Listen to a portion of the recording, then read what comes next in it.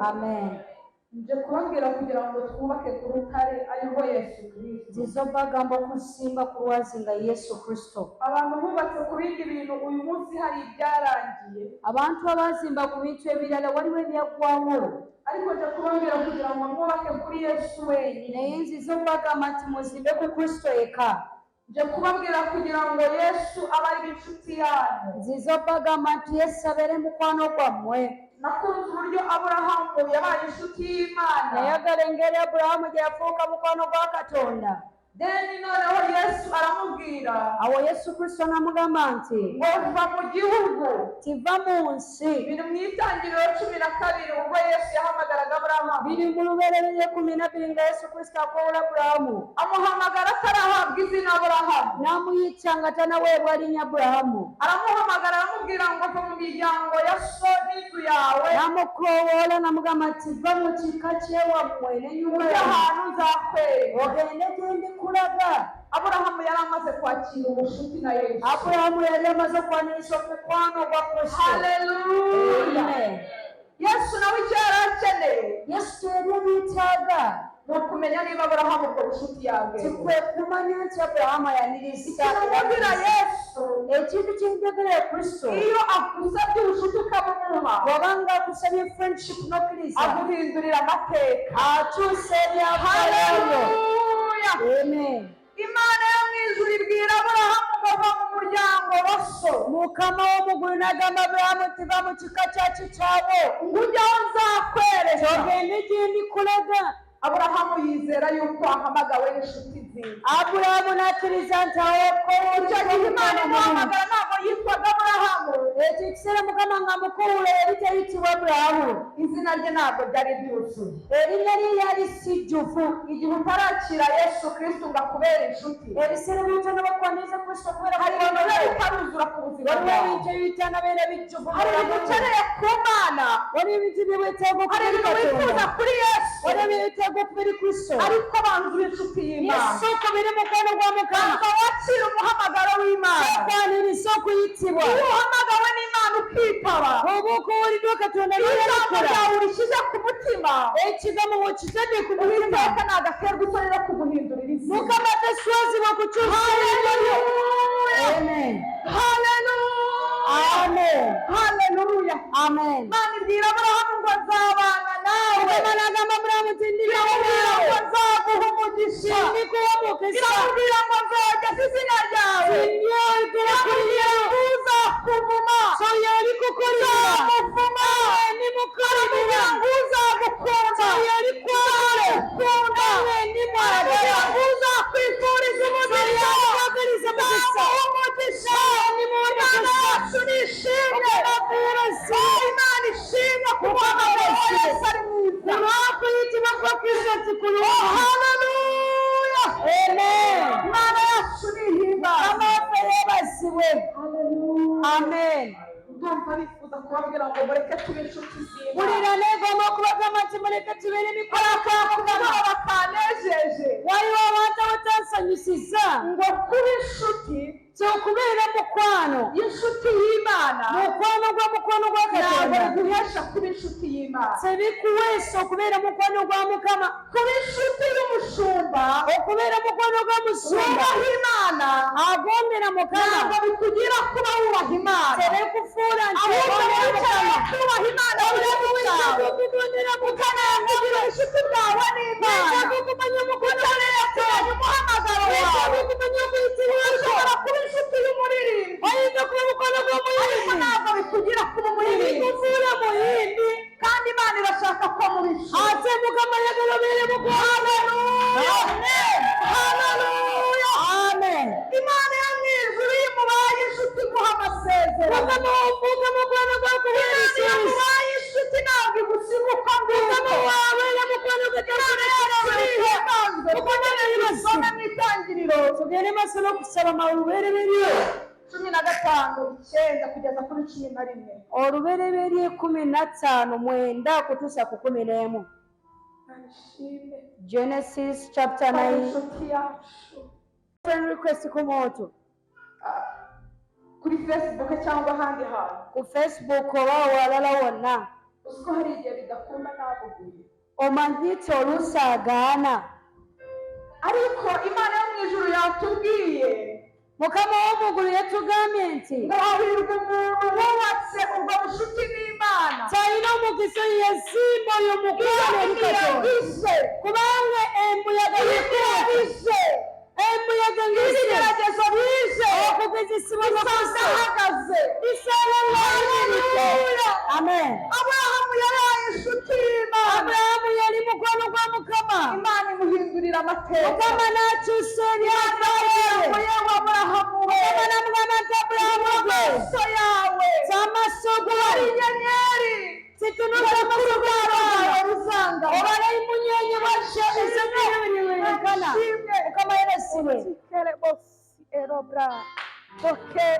nje kubabwira ibyiza byo kuba inshuti y'Imana. Nizo kubagwa mu bulungi bw'okufuuka mukwano gwa Katonda. Yuko Imana ikugirira neza, Wowe oyagala okukolebwa obulungi ne Katonda, wakugirana ubushuti nayo. sooka obeere mukwano gwa Mukama. Yuko Imana igutabara, Wowe weetaaga Mukama okutaasa, ushaka ubushuti n'uwo musore. sooka onoonye omukwano okuva eri Katonda. Imana yacu nishimye. Mukama waffe yebazibwe. Mu Itangiriro 15 Katusome mu lubereberye 15 nga yensuula umurongo w'9. olunyiriri lwa 9.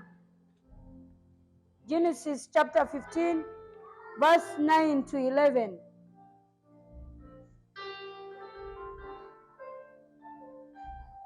Amagambo Uwiteka yabwiye Aburahamu Bye bigambo Mukama bye yagamba Aburahamu amusezeranya isezerano, ng'amuwa ebisuubizo, ngaramubwira ati ni njye Uwiteka n'amugamba nti nze Mukama wakuvaniye muri Uriya y'Abakaludayo kugira ngo nzakurage iki gihugu. eyakujja mu buddu nsobole okuweesa esuubizo. Uwiteka iyo mwabaye inshuti, Mukama yafuuka mukwano gwe, agira ahantu akuvana akagira n'ahantu akugeza. alina gy'akujja era alina gy'akutuusa. Umuntu ntabwo ashobora kugira ahantu akugeza, Omuntu talina wasobola ashobora okutuusa, kugira ibintu agusezeranya ariko ntibikunde. ayinza n'okubaako byakusuubiza naye ne Ariko bigaana. Yesu iyo mugiranye ubushuti, Ne Yesu wafuuka mukwano agira gwe, ahantu akugeza. abaako wakutuusa. Arangije aramubwira ngo Eyamala n'amugamba nti ni njye Uwiteka wakuvaniye muri Uriya y'Abakaludayo kugira ngo nzakurage iki gihugu. tinze yakujja eri mu buddu nsobole kusuubiza Aburahamu ensi. aramubaza ati mwami Uwiteka icyamenyesha nzakiragwa n'iki? N'agamba nti Mukama kiki ekiri ntegeeza nti ndisika. Aramusubiza ati endiriza y'inka imaze n'imyaka 3 ivutse, n'ibigunga y'ihene imaze imyaka 3, n'imfizi y'intama imaze imyaka 3, n'inunguru imwe n'icyana cy'inuma. Maze yenda ibyo byose abicana kabiri, arabyerekeranya, kereka za nyoni nizo atagabanyije. Inkongoro zagwaga ku mirambo, Aburahamu akazigurutsa ku kirangera. Aburahamu agisinzira ubuticura, ubwoba butewe n'umwijima w'icuraburindi buramufata. Haleluya. Uwiteka abwira Aburahamu ati menya neza yuko urubyaro rwawe ruzaba abashyitsi mu gihugu kitari icyayo. Imana itugirire neza. Haleluya. Amen. Ahangaha ikintu narije kubabwira, Wano kyembadde njagala okubategeeza, ni uburyo iyo uri inshuti y'Imana, ofuuka mukwano gwa Mukama, wumva isezerano ry'Imana, ng'okiririza mu kisuubizo kya Mukama, Imana iganira nawe. Mukama anyumya naawe. Ahangaha Aburahamu yabwiye Imana ngo ndabyemera yuko iki gihugu uzakimba. Bwana Aburahamu yamugamba nti nzikiriza ntya eno ensi Ushobora ndikikira. kugira inshuti Oyinza okubeera ariko n'emikwano ukagira ibibazo byo kuyibaza ntubibashe. naye n'otabaako ngeri gy'osobola Ariko okubuuza mukwano inshuti gwo. Yesu Kristo Naye Yesu Kristo iragusubiza kandi ikabikora. akuddamu era Imana yacu n'atuukiriza. nihimbaze. Yesu waffe Umuntu atenderesebwe. wubatse kuri Yesu ntabwo ajya ananirwa. Omuntu eyezimba ku Nino Kristo n'isi Kristo talemererwa. n'ubwoba, Obanga olina n'okutya, kubera yuko tutari kubaka ku bushuti bwa Yesu. kubanga tetuli mu kuzimba ku mukwano gwa Ariko iyo Kristo. wubatse kuri Yesu, Naye obanga ozimba ku Yesu Kristo, Kristo ibyawe bijyamo.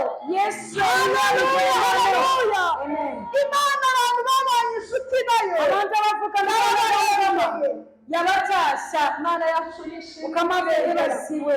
Mbifurije kugira ngo murengerwe n'Imana, Mbagaliza okutaasibwa kugira ngo Mukama. mube inshuti y'Imana. Mbagaliza okubeera mukwano gwa Mukama. Mukomeze k'uyu mwanya. Mbagaliza kunywera Nongeye mukwano gwa kubabwira Mukama. ngo Yesu yongere agirane ubucuti namwe bundi nizamabaga amateka inshuti nyinshi zitakugirira umumaro wafuna mikwano wegere neza naye semerera Kristo arakugirira neza ari kukola bulungi nimumwegere sazabarengera musemberere Yesu ari bataasa nimumwegere tali bataasa musemberere ali bataasa musemberere ddala ali bataasa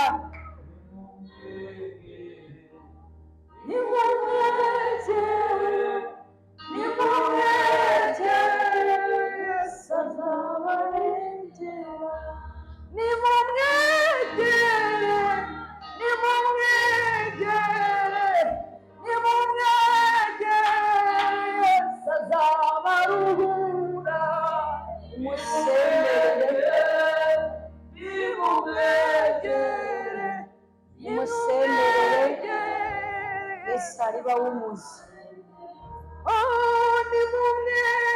musemberere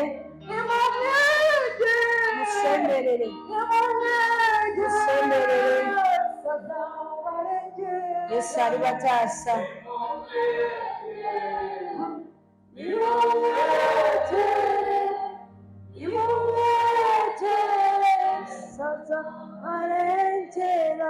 nje kubabwira yuko nta kindi kintu mukwiriye kwegera tewali kyemusaanidde okusemberera kyona kubabwira yuko nta bundi mushuti bundi mukenera mukwano omulala gwe mwetaaga Yesu ni inshuti nziza Yesu mukwano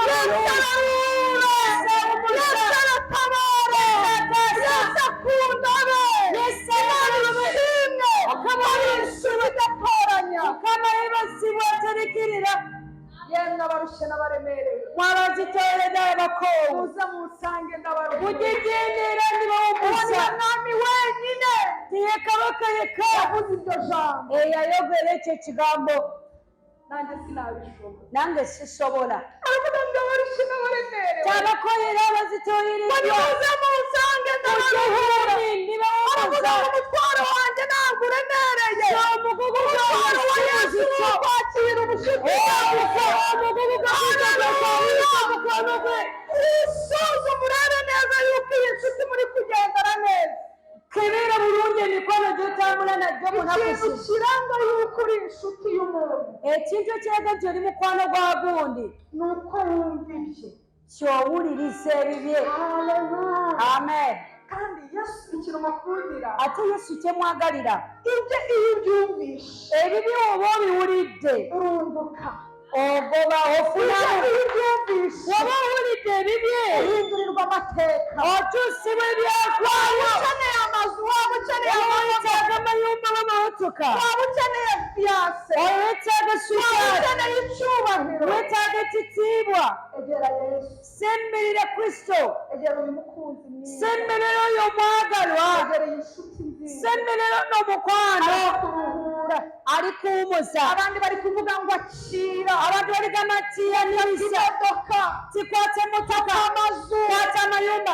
fata ibyubahiro kwata ekitiibwa ariko niba kwigisha ubitanga naye ne batakuyigiriza yabigaba mubanze mufate Yesu musooke mwanirize Yesu mugire uwa mbere yasooka muhumbe haleluya amen ugenda umuntu utari ku bundi iyi nshuti twaganiriye mugambe nti yo n'omukwano tosobola okunyuma twaba mu by'uko ugiye guhamagara inshuti isanzwe woba ng'okedde mwegala kubira mukwano gwo gwa bulijjo urangiza uvuga uti none Jesus osobola ogambe nti wasuze otya Kristo Yesu umeze neza y'oli bulungi Kristo ntushobora kubaza Yesu ngo ameze neza kandi utagendeye ku mahame n'amategeko tosobola kugamba Kristo nti ali bulungi ate nga tewatambulidde ku mateeka ge ikintu nkundira Yesu ekintu kye nnjagalira Kristo uko waba umeze kose arakwakira engeri gy'obeeramu yonna mumukendeekyakwaniriza tennjagalira Kristo ibyaha waba ufite byose arabigukira ebibi by'olina byonna kusiasa tennjagalira Kristo ntabwo yitaye ahantu utunze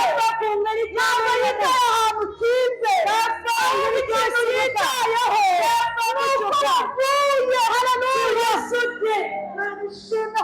twavuye mukama yibaze ko ntabwo turi butahe uko twaje rero tugenda kujya mu cyose kwakira ubundi bucuti bwa Yesu twese kwaniriza umugambi muri Kristo amasezerano na twese Yesu kwaniriza ibisubizo bishya ukeneye ubucuti wowe yegera ngo uri mu niba hari muvugano amakuru ukeneye k'uyu mwami wowe inama uriye kujya abantu b'inshuti yiwe soko bere mukwano gwe mukama yibaze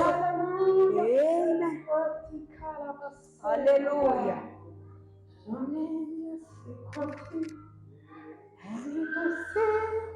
Imana ishimwe ko ari inshuti barayumvira mukama yibaze kuba Imana ishimwe ko ari inshuti yacu ate mukama yibaze Imana ishimwe ko ubucuti bwabo butajya burangira kuba mu mukwano gwe kugwawo hari ubucuti twagize wowe mukwano gwe twoberamo n'abantu iyo ukundanye n'umuntu akwita izina woyegerere n'umuntu akutumbera inya iyo uhamagawe na sheri wawe uba wumva ari akazina keza wowe ukora ibyose ujya yawe niyo yaba yaba kubesha niwanga kurimba ushobora kubimenya udashobora gutegera Yesu ni inshuti nziza ne Yesu mukwano mulungi Yesu mwubatse aragutabara wamuzimba kuba mutasa araje aramwiyereka owa mukole mutasa amen haleluya amen umuntu gutanga kugirana ubucuti na Yesu waba wakusoko kurera abantu mukwano bose bakomeye mw'iki gihe babanje kumenya utanga ibikomeye abantu b'amaanyi basooka okutegeera anyaga beene barangije babyigiraho inshuti ne balyoka bamwekwata ng'owomukwano Yesu Kristo abasha no kugukura mu rwobo rw'intare asobola n'okujja mu bunnya obw'empologoma oyo mukwano amen Yesu yamufitanye ubucuti Yesu obeera n'omukwano ku ye ajya abuza n'abandi gusinzira atera okugaana abantu okwebaka nibutse ubucuti yagiranye na Daniyeli tijjukidde omukwano gwe yalina yarangije abwira intare Yesu n'agamba empologoma bamara ku nshuti yanjye tijje mukwata haleluya amen ubwo dusigaye tuvuga Aburahamu kubera yabaye inshuti y'Imana n'essaawa zino twogere ku Aburahamu kubanga yali mukwano gwa Katonda ibibi n'ibiki yanyuzemo ntabwo tubyitaho ebyo byonna bye yayitamu bibi tetufaayo twitaye ku cy'Imana wabula tufa ku ekyo Mukama ky'amwogerako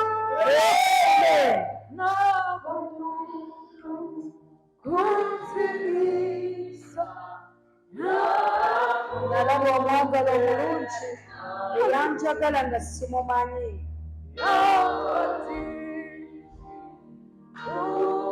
yankwasa olujegere olw'olujegere nga kwe kwagala kwe obulimansi bwandeetera okubeera mutuwe nze ndi wa Kristo era naye wange okutuusa olubeerera nze ndiwe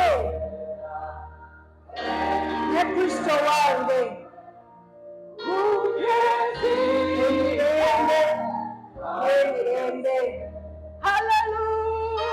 amen uyu muririmbyi aravuga ngo njye nduwe omuyimiyagamba nti nze kandi nawe nuwe ateneleke nyini wange iteka ryose emirembe n'emirembe ntiraba nta miyaga nta misozi ensozi ezisobola okugyawo omukwano gw'ennina eri Kristo iyi nshuti yawe ono mukwano gwo iguhumuriza igihe wabuze ibindi bihumuriza ako kakanya nga tulina inshuti yawe ono mukwano gwo urupfu muragendana ne mukufa mugendanayo ono mukwano gwo ubasha kumenya amarangamutima yawe yamanye ebiri mu ntonda bw'omutima gwo umuririmbyi araririmba aravuga ngo anyurura mbabaye omuyimi n'agamba nti nankakanya mu bulumi ankakanya mu bulumi anyizama andokola obubi amaganya